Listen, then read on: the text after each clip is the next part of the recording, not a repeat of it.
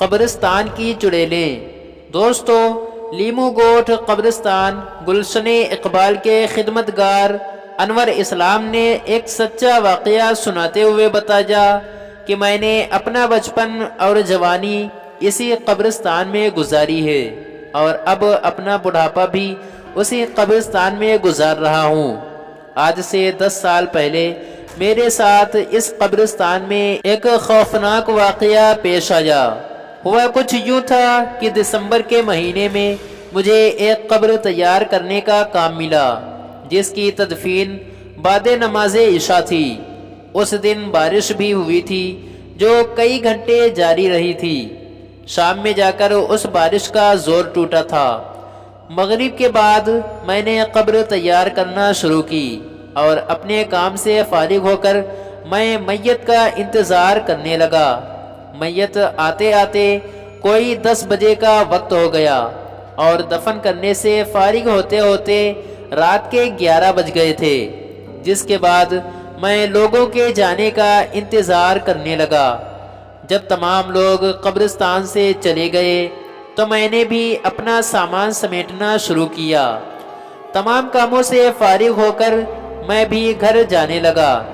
ابھی میں نے آدھا قبرستان ہی پار کیا تھا کہ میں نے دیکھا قبرستان کے اندر ہلکی سی روشنی ہو رہی ہے اور کچھ لوگ وہاں موجود ہیں۔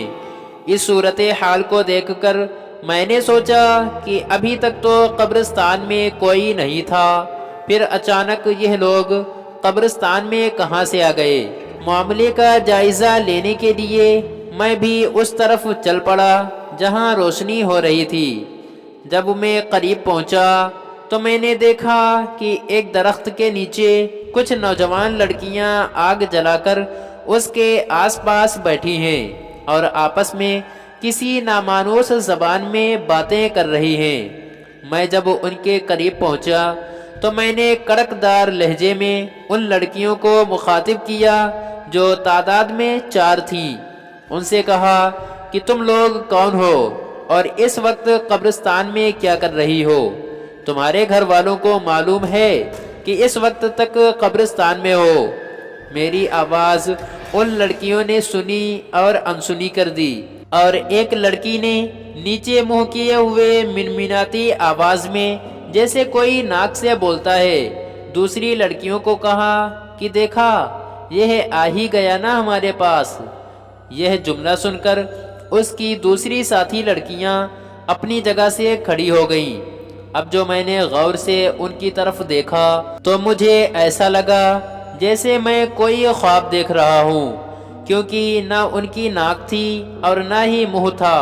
ان کے چہرے پر کان تھے اور صرف آنکھیں تھیں جو بہت ہی لال تھی۔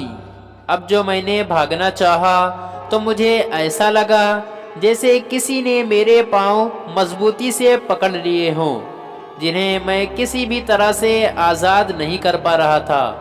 جس کے بعد وہ جو بھی مخلوق تھی میرے قریب آئیں اور جیسے ہی انہوں نے قریب آ کر مجھے چھونا چاہا، ان کو ایسا جھٹکا لگا جیسے کوئی شخص بے دھیانی میں بجلی کا ننگا تار چھو لے۔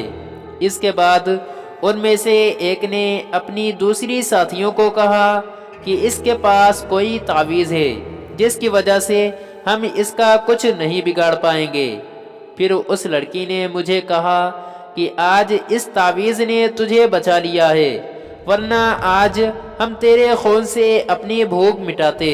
اس کے بعد وہ تمام چڑیلیں اس درخت کے اندر اس طرح داخل ہو گئیں جیسے وہ ہوا سے بنی ہوں۔ اس کے بعد میرے پاؤں آزاد ہو گئے اور میں وہاں سے بھاگ نکلا۔ دوسرے دن میں نے اس واقعے کا ذکر ایک نورانی عمل کرنے والے عامل سے کیا تو انہوں نے مجھے بتایا کہ تمہارا سامنا رات کو چڑیلیوں سے ہوا تھا جو تمہیں اپنا شکار بنانا چاہتی تھیں، مگر تمہارے گلے میں جو تمہارے مرشد کا دیا تعویذ ہے اس نے تمہاری جان بچا لی ہے۔ اس کے بعد پھر کبھی وہ مخلوق یا چڑیلیں مجھے دوبارہ نظر نہیں آئیں، اور میں بھی قبرستان کے اس حصے میں صرف دن کے وقت میں ہی جاتا ہوں۔ دوستو، ایسے ہی ویڈیوز دیکھنے کے لیے ویڈیو کو لائک اور چینل کو بھی سبسکرائب کریں. شکریہ.